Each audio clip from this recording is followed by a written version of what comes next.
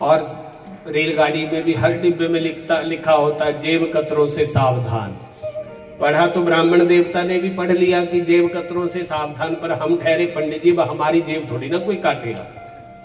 अच्छा जेब कतरे को क्या लेना देना, तुम पंडित हो, उसको तो काटने को जेब चाहिए और उस जेब में माल होना चाहिए बस। अब पंडित जी बेचारे ज्यादा सावधान नहीं रहे रेलवे में, और कानपुर के पास आके गाड़ी रुकी थोड़ी देर के लिए, तो सोचा चलो चाय समोसा कुछ खा पी लेता हूँ। और चाय वाले से कहा भैया चाय और 1-2 समोसा दे दो, भूख लगी है जोरों की। और कितने हुए, बोले 20 रुपए हुए। और खीसे में हाथ डाला तो हाथ दूसरी तरफ निकल गया। बोलो बांके बिहारी लाल की जय हो। चाय वाला समझ गया पंडित जी का खीसा काट दिया किसी ने, और बोले रहने दो महाराज पैसे नहीं। बोले नहीं नहीं कोई बात नहीं, यहाँ अक्सर ऐसा होता रहता है, आप चाय भी ले लो। और बोले गनीमत तो ये है कि इसी खीसे में पैसे भी थे और इसी में मेरा टिकट भी था रेल वाला। और आगे अब बोलूंगा कि खीसा काट लिया तो टीटी तो पकड़ेगा, आगे कहीं ऐसी जगह उतार दिया भी अब सुनसान में तो मुश्किल हो जाएगी। चलो कोई बात नहीं, देखते। तो पंडित जी ने क्या किया, अपनी भागवत की पोथी उठाई, सिर के ऊपर रखी और रेल से उतर गए, दूसरी दिशा में चले गए। तो क्या देखा, आगे बढ़े, एक गांव था और गांव में बड़ा द्वार बना होता। कई गांव में देखना बड़ा द्वार बना होता है, फलाना गांव फलाना गांव। तो वो जो साइन बोर्ड लगा था ऊपर, उसमें लिखा था मूर्खों का गांव। क्या लिखा था, मूर्खों का गांव। पढ़ा उसने तो सोचा इसमें जाना ठीक नहीं है, पर क्या करूं, घर भी पहुंचना है, कहीं भागवत की कथा सुनाऊंगा, 4 पैसे इकट्ठे होंगे, अपने घर पहुंच जाऊंगा। तो अब गया, जैसे अंदर प्रवेश किया तो मंदिर दिखाई दिया। सबसे पहले दिल को तसल्ली हो गई, चलो शुक्र है मूर्खों के गांव में मंदिर तो मिला। और अंदर से पुजारी जी निकले, और पुजारी को देख के तो और अच्छा लगा। हाँ बोले पंडित जी राम राम राम राम राम राम। और मंदिर वाला पुजारी मूर्खों के गांव का पुजारी, और उसने राम राम, अरे हम काशी बनारस से आए हैं, बहुत पढ़े लिखे हैं और हमारे पास भागवत है, तुम हमारी कथा करा दो ना, अपने गांव में भागवत की कथा करा दो। बोले क्या करवा दो, बोले आपको ये पता नहीं है भागवत की कथा होती है भागवत। अरे हाँ हाँ मुझे सब पता है। अब मूर्ख के गांव में रहने वाला, उसको क्या पता भागवत क्या होता है। तो हाँ हम सब जानते। अच्छा सुनो, गांव में कोई मोटा तगड़ा आदमी हो और भैया पैसे वाला हो ना, तो फिर वहां हमारी कथा करा दो। तो अब जजमान था, एक नाम था पटेल जी। तो पटेल जी गांव के मुखिया भी थे, सरपंच भी थे। तो चलो ठीक है तुम्हारे को ले चलते हैं। अब ब्राह्मण ही ब्राह्मण का सोच सकता है, भैया चलो दुख की घड़ी में हम तुम्हारा साथ देंगे, तुम घबराओ मत। पटेल जी हमारे बड़े दिलदार आदमी है, बड़े मस्त मौला है। अच्छा अब पटेल जी के पास 5-7-10 लोग गांव के मिलने के लिए भी आए हुए थे। कईयों को आदत होती है ना अपनी पंची को उठने की, तो 5-7 लोग बिठा के उनकी खूब मत मारते हैं, हम लोग बांके बिहारी लाल की। तो अपनी सुनाएंगे, फिर दूसरे की थोड़ी ना सुनते। तो इतने में मूर्खों के गांव का पुरोहित आवा, अरे पटेल जी कैसे हो, आओ आओ पंडित जी, पाए लागू पाए लागू। अरे खुश रहो जजमान खुश रहो। अरे हमारे एक मित्र आए हैं काशी बनारस से पढ़ के, ये कहते हैं भागवत की कथा कराओ, भागवत की कथा कराओ। तो हमने सोचा आपके जैसा तगड़ा आदमी ही करा सकता है, गांव में बाकियों के बस की बात नहीं है। हाँ हाँ आ जाओ आ जाओ आ जाओ। अरे इतने में बच्चे जो थे छोटे छोटे पटेल जी के, वो जिद करने लगे, हमको तो भागवत देखना है, हमको तो भागवत देखना है, हमको तो भागवत देखना है। और जो कथा करने वाले पंडित जी बोले कि भागवत देखना है, हम तो कथा कहने वाले हैं और ये देखना चाहते हैं। अच्छा भागवत देखने वाला चीज है कि सुनने वाला है? लेकिन यहाँ मूर्खों का गांव है, इसलिए यहाँ पर देखने वाली भागवत होने वाली है। और उनको लगा जैसे पोथी है ना, पोथी के भीतर रखा होगा कुछ, वो निकलेगा बाहर तो भागवत दिख जाएगा। तो पहले पटेल जी हाँ हाँ करने लगे, फिर बोला खर्चा भी होगा। तो बोले ना ना ना ना हमको नहीं कराना भाई, हमको नहीं, अपने बस का नहीं है, ये खर्चा वर्चा ज्यादा हो जाएगा। अरे इतने में बच्चों ने रोना पीटना शुरू कर दिया, हम तो भागवत देखेंगे, हम तो भागवत देखेंगे, हम तो भागवत देखेंगे। तो फिर बच्चों की जिद पूरी करने के लिए पटेल जी ने कहा अच्छा एक काम करो, हम नहा के आते हैं, तब तक तुम दिखाओ अपना भागवत यहाँ। और जहाँ ऊंची सी जगह पे पटेल जी बैठते थे, विश्राम करते थे, वहीं पर पंडित जी ने अपनी पोथी रखी, क्योंकि ऊंची जगह चाहिए होती आसन। तो वहां पर पोथी रखी और बैठ गए, सारी तैयारी करके। 5-10 लोग बैठे हुए थे। पंडित जी ने सोचा चलो इतनों में भी काम चल जाएगा, और मंगलाचरण होने लगा। अभी गुरु वंदना हुई थी। गुरु वंदना के बाद 2-4 श्लोक मंगलाचरण के भगवान श्री कृष्ण के भागवत के मंत्र पढ़े, और इतने में पटेल जी नहा के आ गए। बोलो बंके बिहारी लाल की। तो जिस पत्थर की शिला के ऊपर पंडित जी बैठे थे, नहाने के बाद पटेल जी भी वहीं पे सारे शरीर को अपना तेल तूल लगा के बढ़िया उसमें धूप सेका करते थे। बोलो बंके बिहारी लाल की। अब जगह पे तो बैठ गए पंडित जी आके। पटेल जी ने देखा, अच्छा भागवत दिखाएगा और मेरी जगह पे बैठ के दिखा ले, चल कोई बात नहीं, दिखा ले। और वहीं पर पैर पसारे दूसरी तरफ को, और पीछे को लेट के गोदी में पंडित जी की सिर रख दिया अपना, लेट गया धूप सेकने। बोलो बंके बिहारी लाल की। और सुनो, अब जैसे धूप में लेटा तो वैसे आंख लग गई। आंख लगी तो मुंह खुलना शुरू हो गया, और पंडित जी को डिस्टरबेंस हुआ। पंडित जी आंख बंद करके ध्यान लगा के मंत्र बोलने लगे, और इधर साउंड स्लीप की आवाज लगी आने। पंडित जी ने एक बार मन में संयम रखा, दूसरी बार रखा, तीसरा खराटा मारा तो दिया पटेल के कान के ऊपर झापड़ खींच के। जैसे ही झापड़ लगा, श्रृंगार में जाना इन मंत्र, तो जैसे ही झापड़ लगा, ओहो पटेल जी को गुस्सा आया। पटेल जी ने भी एक धर दिया। अब पंडित जी पटेल जी से ज्यादा तगड़े थे, और मारा दे गुत्थम गुत्थी। और गांव वाले लोग बोले आहा, लगता है भागवत माई आ गई है, ये भागवत शुरू हो गई।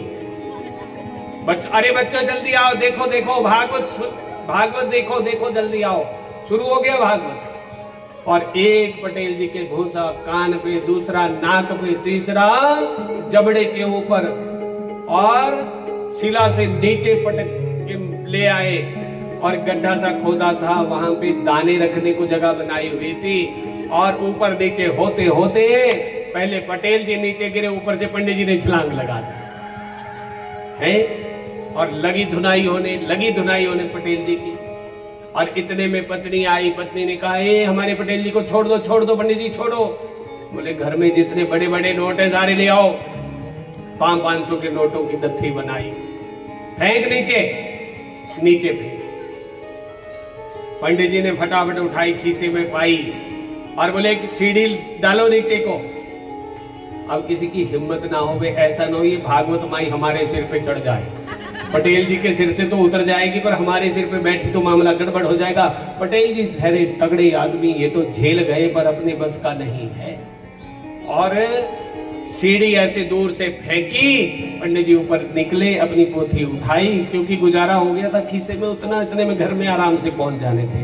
अपनी पोथी उठाई और पंडित जी चले गए। बोलो बंके बिहारी लाल की। और इसके बाद सुनो, पटेल जी की जो दशा हुई थी, हालत खराब हो गई थी। पटेल जी को पकड़ के 4 आदमियों ने बाहर निकाला। जब बाहर निकाला तो चलना भी मुश्किल हो गया था। पकड़ के ऊपर उन्हीं की पत्थर के ऊपर, उसी शिला के ऊपर बिठा दिया। और फिर वो जो बुद्धिजीवी लोग मूर्खों के गांव के इकट्ठे हुए थे, बोलने लगे, बोले पटेल जी आप बड़े जबरदस्त आदमी हैं, ये भागवत की कथा तो आप सहन कर गए, ये गरीब बुड़वक के बस की बात नहीं है, इसको आपके जैसे मोटे तगड़े करा सकते हैं। बोलो बंके बिहारी लाल की। है तो सुनो, मैंने प्रश्न किया था कि सरस्वती बड़ी है कि लक्ष्मी बड़ी है? जिसके पास सरस्वती है, जिसके पास बुद्धि है, उसके पास कभी लक्ष्मी की कमी नहीं आती। बोलो जगदम्बे मैया। और जिसके पास केवल लक्ष्मी है, उसको लक्ष्मी कब उल्लू बना देती है खुद को ही उसको पता नहीं चलता। इसलिए सुनो, क्या मांगना चाहिए? बुद्धि मांगनी चाहिए। समझ रही हो? आज तक भूखा किसी को मरते देखा? वो 2 वक्त के भोजन की व्यवस्था सबको बना के भेजता है दुनिया में। तो इसलिए सुनो, जप रूपा ब्रह्म तेज से उत्पन्न सर्व संस्कारमयी पवित्र रूप धारण करने वाली देवी को सावित्री अथवा गायत्री कहा गया है। ब्रह्मा की रमा प्रिया शक्ति है। अब आओ तुम्हें 5वीं देवी का परिचय कराते हैं। बोलो जगदम्बे मैया की जय हो। रास क्रीडाधिदेवी श्री कृष्णस्य परमात्मना रास मंडल संभोता रास मंडल मंडिता। ये 5वीं देवी का चरित्र श्रवण करो।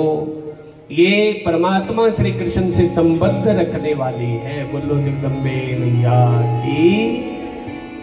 और कृष्ण भगवान को ये प्राणों से बढ़कर प्रिय है। और परमात्मा श्री कृष्ण के रास मंडल के भीतर इनका आविर्भाव हुआ है। रासेश्वरी सुर रसिका रासावास निवासिनी गोलोकवासिनी देवी गोपी वेश विधायिका। तो सुनो, ये रास मंडल की अधिष्ठात्री रासेश्वरी और सुर रसिका के नाम से जगत में विख्यात है। भागवत जी में कहीं राधा रानी का नाम नहीं आता, लेकिन श्रीमद् देवी भागवत में राधा रानी का सुंदर वर्णन मिल रहा है। बोलो राधा रानी सरकार की जय हो। वृंदावन में भगवान के सामने राधा रानी प्रकट हुई है। ये 5वीं देवी भगवती राधा के नाम से प्रसिद्ध है। प्रत्येक विश्व में संपूर्ण नारियां, संपूर्ण स्त्रियां इन्हें राधा रानी का स्वरूप समझी जाती है। और ये 5 देवियां भूमंडल पर प्रकृति देवी का प्रधान अंश तुलसी को माना जाता है। ये विष्णु भगवान की प्रिया है। बोलो तुलसी मैया की। जगदिया जोता वाली माता तेरी सदा है। तो इस प्रकार से सुनो, बहुत सुंदर वर्णन आ रहा है, इसको आप श्रवण करिए। लक्ष्मी सरस्वती गंगा तिस्रो भार्या हरेरपि प्रेमणा समास्ता तिष्ठन्ते सततम हरिसन्निधौ। लक्ष्मी, सरस्वती और गंगा मैया, ये तीनों ही भगवान श्री हरि की पत्नियां थी। बोलो नारायण भगवान की।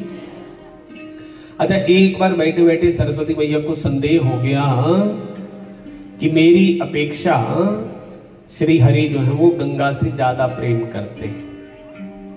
तो सरस्वती गंगा के प्रति थोड़े कड़े शब्दों का प्रयोग करती है और कठोर बर्ताव करने लगी। तो उस बर्ताव से आहत हुई लक्ष्मी मैया ने सरस्वती को ऐसा करने से रोक दिया। और फिर सरस्वती को ऐसा लगा ये गंगा का पक्ष रखती है लक्ष्मी, इसलिए सरस्वती ने लक्ष्मी मैया को गंगा का पक्ष रखने वाली समझकर श्राप दे दिया। तो नदी रूपा वृक्ष रूपा हो जा। बोलो जगदम्बे मैया की जय हो। लक्ष्मी ने सरस्वती के इस शाप को सुना, परंतु फिर भी वो लक्ष्मी मैया शांत रही। लेकिन अब गंगा मैया से नहीं रहा और गंगा मैया कहने लगी, बहन लक्ष्मी, जिसने तुझे श्राप दिया है उसको मैं श्राप देती हूँ, वो भी नदी बन जाए। बोलो जगदम्बे मैया। और क्रोध आया सरस्वती मैया को। सरस्वती मैया ने कहा, गंगा तो भी भारतवर्ष में नदी बनकर जाएगी। बोलो गंगा मैया की।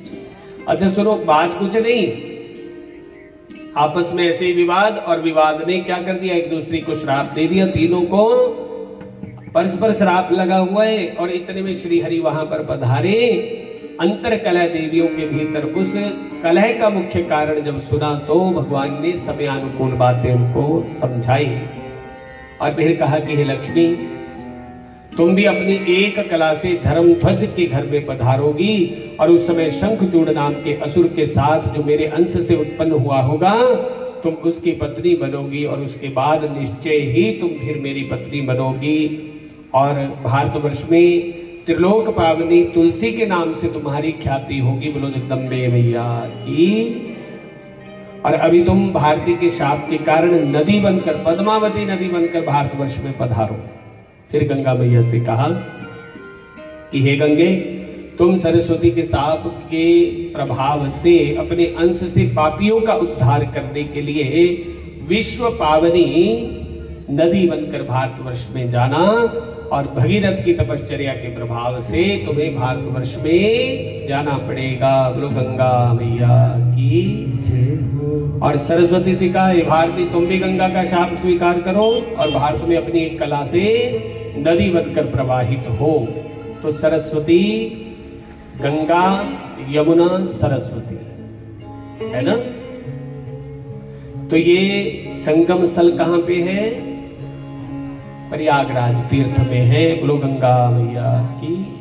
फिर भगवान श्री हरि ने विचार किया कि अहो, 3 स्त्रियों को और 3 नौकरों को, 3 बंधुओं को एकत्र रहना ये वेद की अनुमति के विरुद्ध है। बोलो जगदम्बे मैया की। कभी एक साथ जहां पर 3 औरतें इकट्ठी होंगी उस घर में कभी भला होता? बोलो जय माता। अच्छा 2 होंगी ना, 2, किसी के 2 बेटे 2 बहू है तो समा जाएंगी, कोई ज्यादा खतरे वाली बात नहीं है। पर तीजा रड़िया कर गड़िया, तीजी आई और स्वाप है, पक्की बात है। देख लेना, हमारे तुम्हारे आसपास में सब ये होता ही है। और अब तो सुनो, किसी के एक भी है तो वो भी अपने माता पिता के साथ रह के या उनको साथ रख के राजी नहीं है। बोलो जय माता दी। सुनो, किसी का नवा नवा ब्याह हुआ तो पति अपनी पत्नी के लिए इकलौता था पुत्र, मां ने बड़ी शौक से ब्याह किया और पिता की उसकी मृत्यु हो गई। कम रखा, आवाज कम रख। तो इस प्रकार से पहली रात थी, सुहाग रात। तो पति अपनी पत्नी के लिए खाना बना के थाली में डाल के लेके आया। बोले भाग्यवान सुन, आज हम दोनों एक साथ भोजन करेंगे, हमारा गृहस्थ जीवन प्रारंभ हो रहा है। तो वो कहती है माँ जी को भी बुला। अरे माँ का क्या लेना देना है, सुनो, थोड़ी आवाज कम। तो माँ का कोई लेना देना नहीं है। सुनो, माँ ने रोटी खा ली होगी, माँ सो भी गई होगी, लेकिन वो बहुत अच्छे घर की थी लड़की। वो कहती है सुनो जी, माँ ने बहुत काम किया है सारा दिन, इसलिए सुनो आज मैं आई हूं आपके घर में, तो क्यों ना हम साथ में बैठ के भोजन करें। पति का मन खींच गया। बोले तेरा मेरा गृहस्थ जीवन शुरू हुआ, तू माँ को बीच में काहे को बार बार लेके आ रही है। और वो कहने लगी माँ नहीं आएगी तो मैं खाना नहीं खाऊंगी। बेटा अपनी माँ को बीच में नहीं लाना चाहता और बहू कहती है माँ को लाओ, साथ में बिठा के खिलाओ। उन्होंने बहुत दुख झेले हैं, बड़ी मुश्किल से तुम्हारा पालन पोषण करके तुम्हें इस योग्य बनाया है। वो कहता है अरे सुन भाग्यवान, फिर तू पता नहीं किस पचड़े में पड़ी हुई है। अरे माँ नहीं आएगी, नहीं आएगी तो मैं नहीं खाऊंगी, नहीं खाएगी तो मत खा, तेरी मर्जी। अगर तू खाना नहीं खाएगी तो जहां से आई है वहीं वापस चली जाओ। वो भी उठकर खड़ी हो गई। अरे जिस घर में अपनी ही माँ का आदर नहीं होता उस घर में मेरा क्या खाक आदर होगा। उसने निश्चय कर लिया, सोच ले, माँ को बुला ले। वो कहता नहीं आएगी माँ। तो वो कहती है मैं भी तेरे घर में नहीं रही। अरे तेरे जैसी 936 घूमती है मेरे आगे पीछे। तो वो कहती है मुझे भी 936 की कमी नहीं है। और छोटी सी बात का विवाद बढ़ा और पहली रात में संबंध टूट गया। अपने पिता के घर चली गई। समय बढ़ा, उसका भी ब्याह हो गया और उसके पति का भी ब्याह हो गया और दोनों को 2-2 बेटे हुए। बोलो जगदम्बे मैया। ये संस्कारों से युक्त है। और इसने अपने पुत्रों को ना, उस स्त्री ने बहुत सुंदर संस्कार दिए। जब दोनों का ब्याह हो गया फिर अपने बेटों से कहा, बोले बेटो मेरा जीवन जो है अब पूर्ण हो गया है, बस एक इच्छा मन के भीतर है। मैं क्या करना चाहती हूँ, तीर्थ यात्रा करनी चाहती हूँ। मैं 4 तो मैं 4 धाम की यात्रा करना चाहती हूँ, इसलिए अब घर गृहस्थ तुम संभालो। तो उन बेटों ने कहा, बोले माँ तुम अकेली नहीं जा सकती। अरे शरीर तुम्हारा वृद्ध हो गया, कहीं गिर गई, कहीं सर्दी जुकाम कुछ ऐसी बीमारी, तो कौन देखेगा, कौन? माँ घबराओ नहीं। अरे बेटा तुम अपनी नौकरी पैसा संभालो ना। अरे माँ ये नौकरी तो जिंदगी भर करनी है, इसलिए माँ सुनो, हम 2-2 महीने की छुट्टी ले लेंगे, पर तुम्हें अकेले नहीं जाने देंगे। बोलो जगदम्बे मैया। तो सुनो, संस्कार किसके हाथ में है? डालने, हमारे अपने हाथ।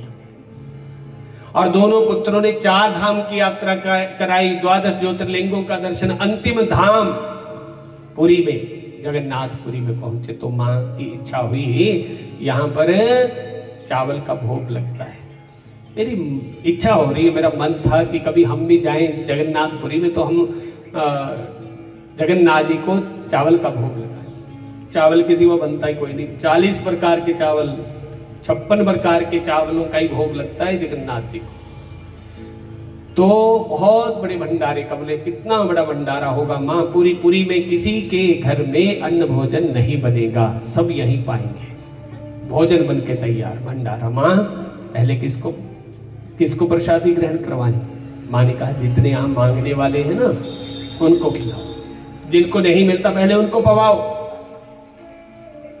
और भिखारियों की लाइन बैठी, तो उसमें एक जाना पहचाना सा चेहरा दिखाई दिया। और माँ ने कहा सुनो बेटा, वो जो आदमी बैठ रहा है इसको बुलाओ ना इधर। और ये वही था जो पहली रात में छोड़ के चली गई थी। हाँ जी कैसे हो?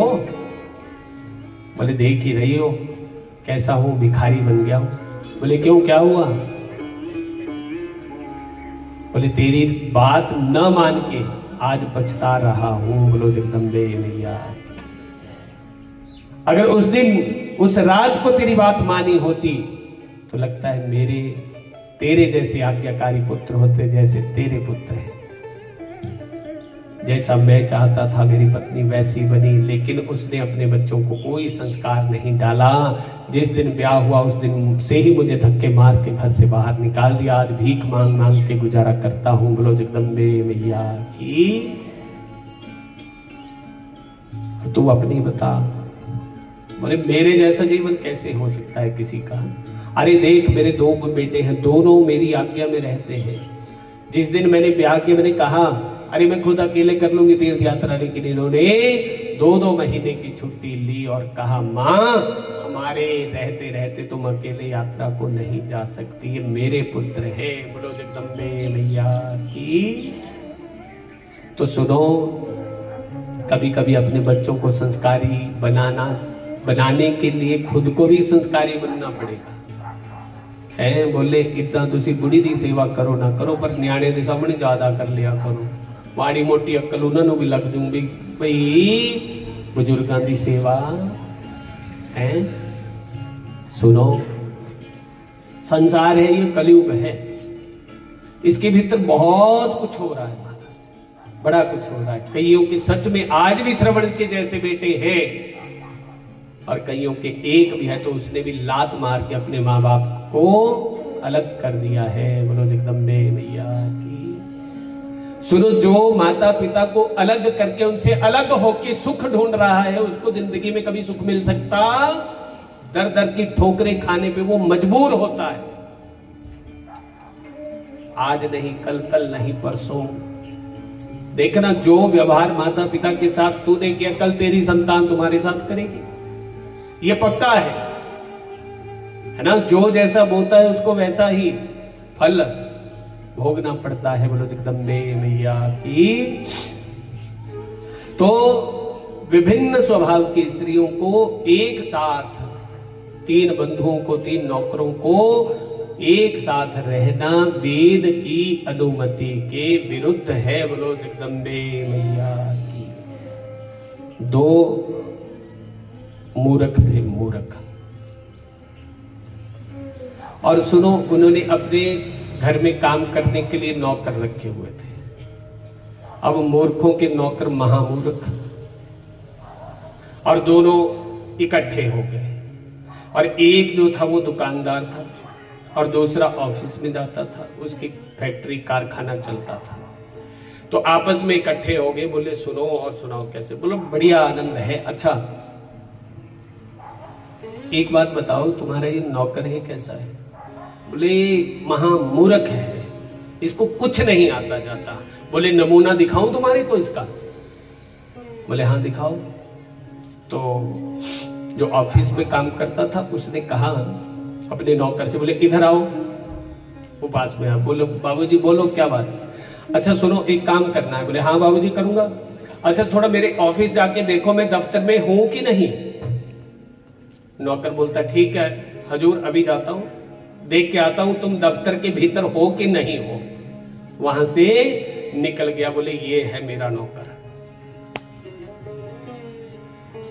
ये मेरा नौकर है जिसको यही पता नहीं है कि मैं जब सामने बैठा हूं तो कमबख्त दफ्तर में क्या ढूंढेगा। वो दूसरा बोलने लगा है ये जो मेरे वाला है ये तुम्हारे वाले से 4 रत्ती ज्यादा है। बोले अच्छा वो कैसे? बोले मैं भी तुझे नमूना दिखा सकता हूं। तो दिखाओ। उसने अपने नौकर को बुलाया, नौकर आके खड़ा हो। तो उससे कहा सुनो एक काम करना है। बोले बोलो बाबूजी क्या काम करना है? तो वो कहता सुनो 10 रुपए ले जाओ और एक टेलीविजन खरीद के ले आओ बाजार में। और नौकर बोलता लाओ बाबूजी 10 रुपए दे दो। वो 10 रुपए में भला टेलीविजन आ सकता है? और 10 रुपए लिए टीवी खरीदने नौकर चला गया। तो दूसरा मित्र बोलता ये मेरे वाला सैंपल है। अच्छा सुनो आगे दोनों नौकर आगे बाजार में इकट्ठे हो गए। बोले हमारे मालिक 1 नंबर के गधे हैं। बोले कैसे? बोले एक जो है वो बोलता है जाओ दफ्तर में देख के आओ मैं दफ्तर में हूं कि नहीं। तो मैं दफ्तर में गया वहां बाबूजी नहीं मिले। अब दूसरा बोलता मुझे 10 रुपए लेके टीवी खरीदने के लिए भेजा है पर मैंने सारा बाजार ढूंढ लिया, मुझे 10 रुपए में टीवी नहीं मिला। बलवान के बिहारी लाल की है। तो सुनो 3 नौकर 3 बंधु और 3 स्त्रियों को एक स्थान पर रहना वेद की अनुमति के विरुद्ध है। इसलिए भगवान ने कहा गंगा से गंगा तुम शिव के पास चली जाओ, और सरस्वती से कहा तुम ब्रह्मा के पास चली जाओ। शांत स्वरूपा लक्ष्मी जो है ये मेरे साथ वैकुंठ में वास करेगी। बोलो वैकुंठाधीश भगवान की। तो इस प्रकार से आगे समय बढ़ा है और गंगा मैया की उत्पत्ति की पावन कथा आती है श्रीमद् देवी भागवत के भीतर। राज राजेश्वर श्रीमान सागर सगरः सूर्यवंशज तस्या भार्या वैदर्भी शैव्या द्वे मनोहरे। महाराज सगर हुए हैं और सगर के 2 पत्नियां थी, एक का नाम वैदर्भी था और एक का नाम शैव्या था। तो वैदर्भी ने शैव्या के बहुत सुंदर पुत्र उत्पन्न हुआ, उसका नाम असमंजस रखा गया। बोलो जय माता दी। तो वैदर्भी ने भी पुत्र की कामना से शंकर भगवान की आराधना की और उस शंकर भगवान जी के प्रभाव से इसको गर्भ रह जाता है। लेकिन ये गर्भ 100 वर्ष का हो गया फिर भी पैदा नहीं हो रहा था। इसने फिर से शंकर भगवान की आराधना की। शंकर कृपा से प्रसव हुआ लेकिन एक मांस का पिंड, तो मांस का पिंड उत्पन्न हुआ। तो बड़ा मन दुखी हुआ कि मैंने शंकर जी की आराधना करके मांस के पिंड के लिए थोड़ी ना अनुनय मिलेंगे।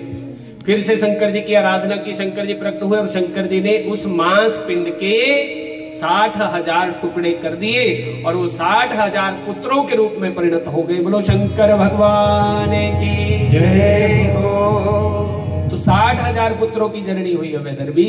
और एक बार कपिल मुनि के आश्रम में वो चले गए और वहां कपिल देव मुनि के द्वारा श्राप से दग्ध हो गए, वहां पर भस्म हो गए।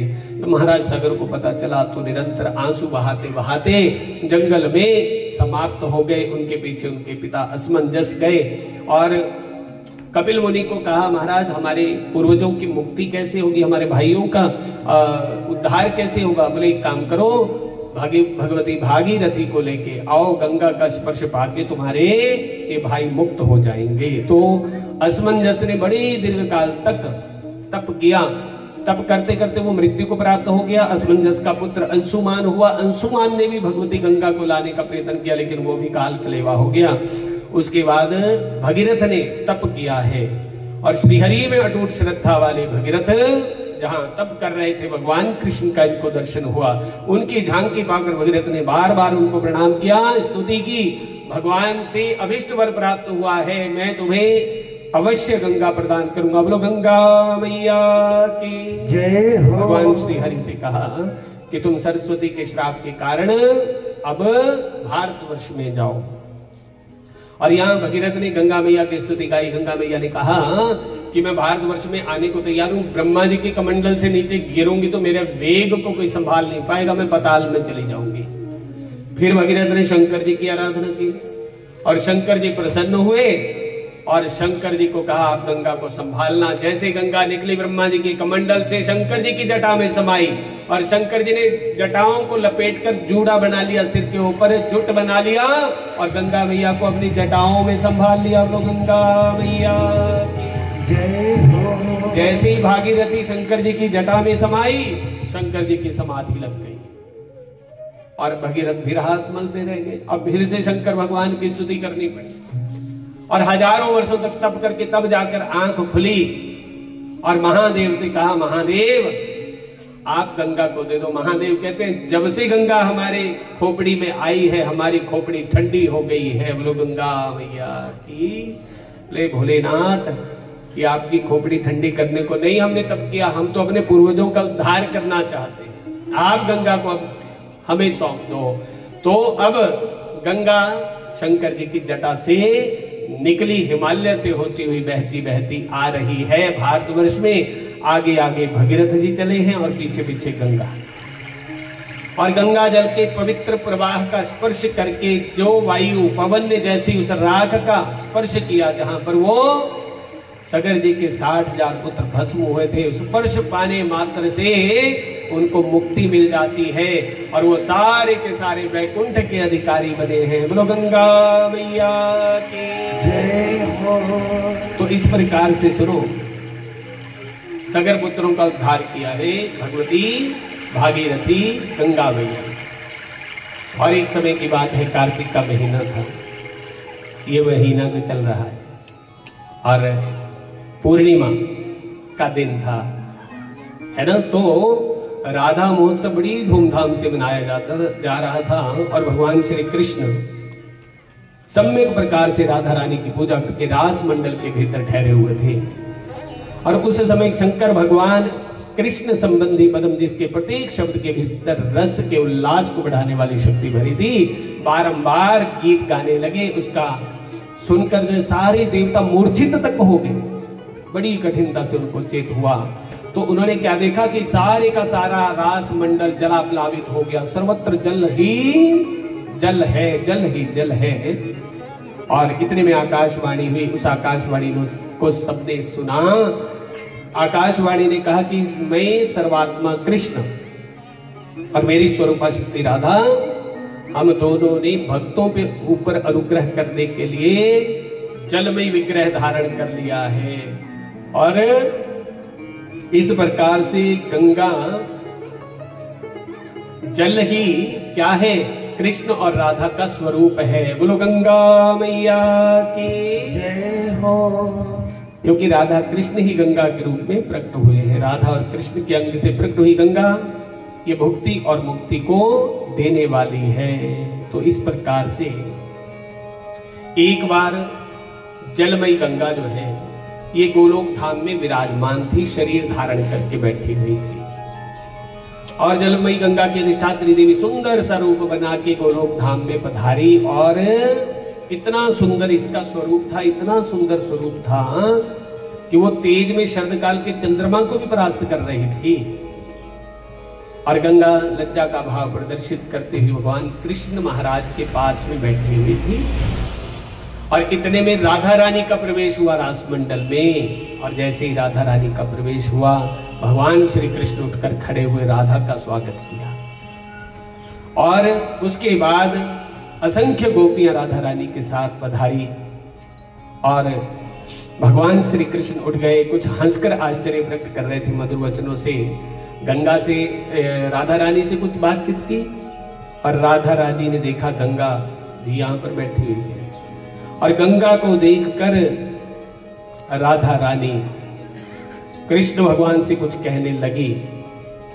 और क्या कहती है कि ये कौन है जो तुम्हारे मुखमंडल को देखकर मंद मंद मुस्का रही है, और इसके आपके मनोहर स्वरूप ने इसको अचेत कर दिया है, इसके हृदय में मिलने इच्छा प्रतीत हो रही है। और जैसे ही गंगा की तरफ राधा रानी ने रुख किया, गंगा मैया राधा रानी के अभिप्राय को समझ गई और गंगा मैया ने वो शरीर छोड़ा, जल का रूप धारण कर लिया। और राधा रानी से थोड़ी ना छिप सकता था। राधा रानी ने उस जल को उठाया, अपने करतल के ऊपर रख लिया, हथेली पे रख लिया और राधा रानी को गंगा मैया को पीने के लिए तत्पर हो गई। और जैसे ही पान करने लगी तो गंगा मैया उनकी हथेली से भी गायब हो गई। बोलो गंगा मैया। और सुनो, अंजलि के भीतर से भी उठ गई, गायब हो गई। और छिपी पता कहां?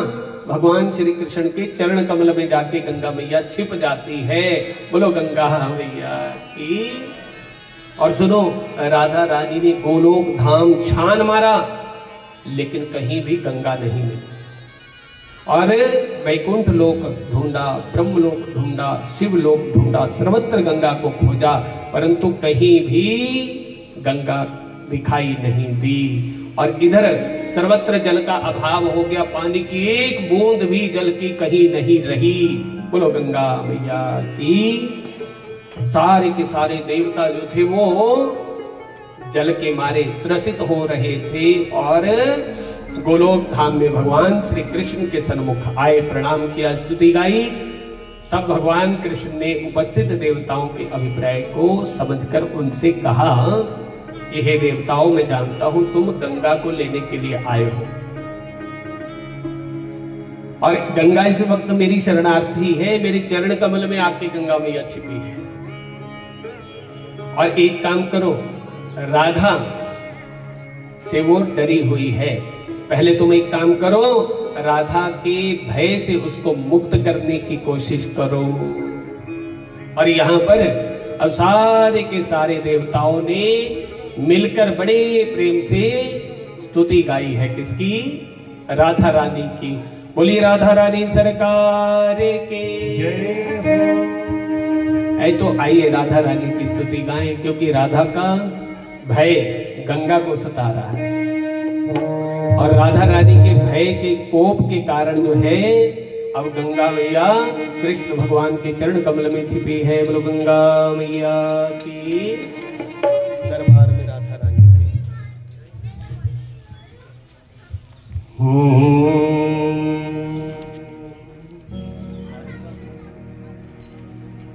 दरबार में राधा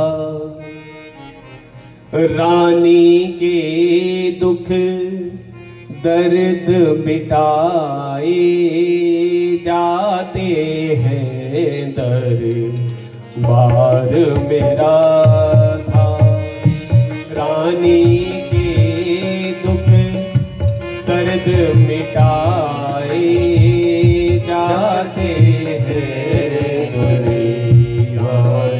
सताए ओ दुनिया के सताए लोग यहाँ सीने से लगाए जाते हैं। दरबार में राधा रानी के दुख दर्द मिटाए जाते हैं। दरबार में राधा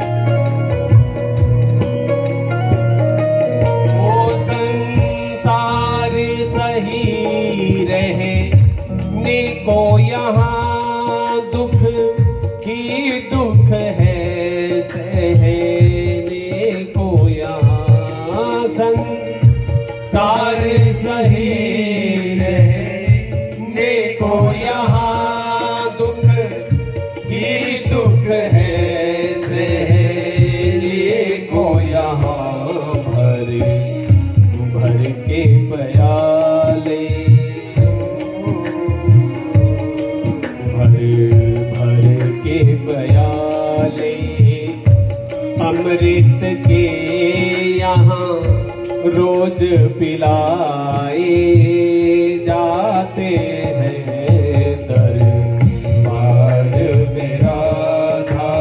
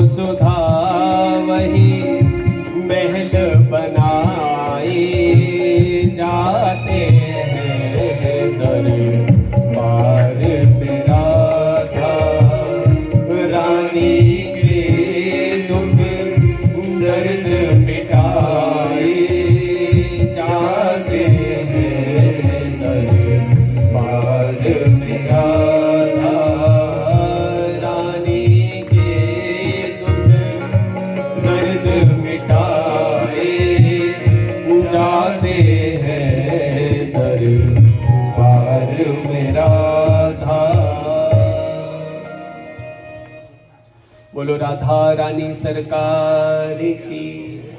जब आर्त भाव से राधा रानी की स्तुति गाई तो कहते हैं राधा रानी उस स्तुति से प्रसन्न हो गई और राधा रानी से देवताओं ने अनुनय की, हे राधा रानी आप गंगा मैया को अपने भय से मुक्त करने की कृपा करो।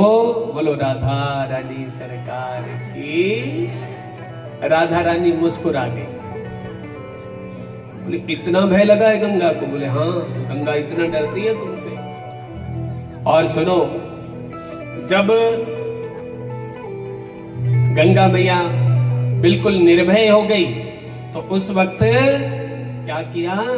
आहा, भगवान श्री कृष्ण के चरण कमल से निकली गंगा मैया और ब्रह्मा जी के कमंडल के भीतर आ गई। बोलो गंगा मैया की।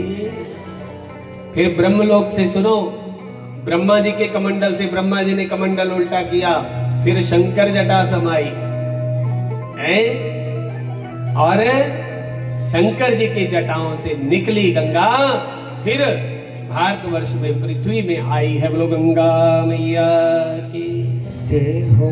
और इधर गंगा मैया ने सारी बातें जो थी अपनी भी राधा रानी से स्वीकार कराई है और कमलोद्भव ब्रह्मा जी ने गंगा को राधा मंत्र की दीक्षा दी है और साथ ही राधा के स्तोत्र कवच और ध्यान की विधि बतलाई है। गंगा ने इन नियमों के द्वारा राधा रानी की पूजा करके वैकुंठ में प्रस्थान किया है। बोलो वैकुंठाधीश भगवान की जय हो।